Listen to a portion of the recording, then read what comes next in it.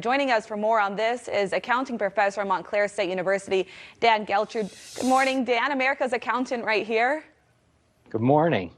Dan, does the recent spike in inflation signal a change in trend, or is it more of a passing shock to the system?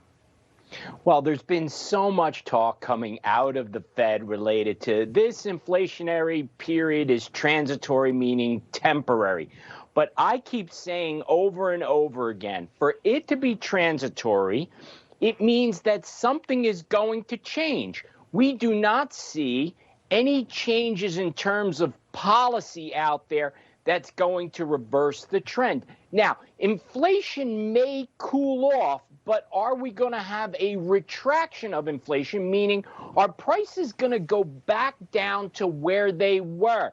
Some areas of the economy, yes, those prices have been coming down. Lumber, for one, which had a huge spike, is pulling back. I think we're seeing some cooling off in the real estate market as well. But certainly we are not going back to where we were. Therefore, I think inflation is here for a while.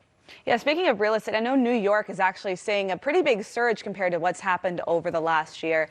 Dan, why is the market rallying when the Feds may raise interest rates? Well, that's the key word right there, may raise the interest rates. So Jerome Powell from the Federal Reserve, chair of the Federal Reserve, had come out with some, let's say, stronger language related to raising the interest rates a couple weeks ago. The market did not like that, and we saw a significant drop. Of course, he ultimately walked back those statements, went back to the mantra of, well, inflation is transitory, we're still going to hold out on interest rates.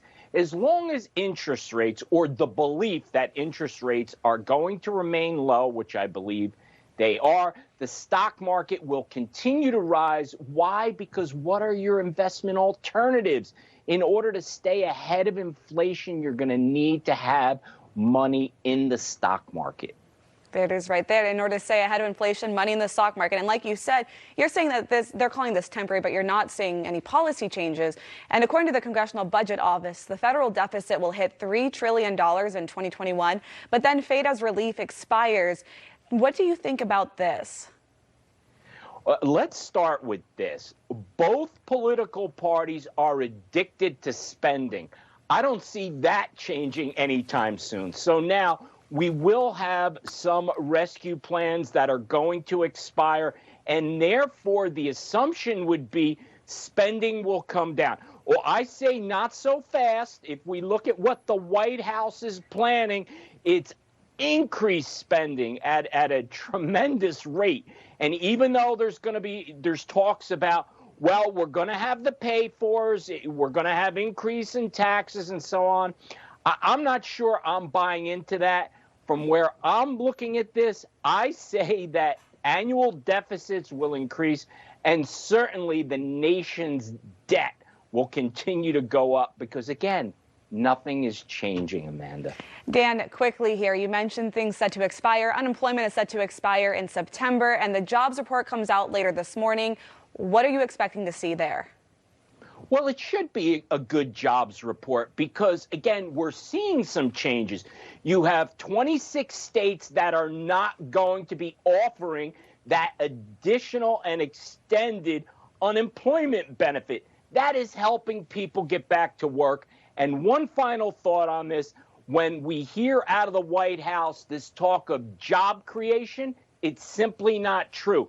This is simply recovering the jobs that were lost in the pandemic, and there's still millions of jobs to be filled. Once we stop incentivizing people to stay home, to go back to work, they will. And that's when we'll be able to get to a full recovery economically. What do you think would be a good incentive to get people to not stay home anymore and get back to work?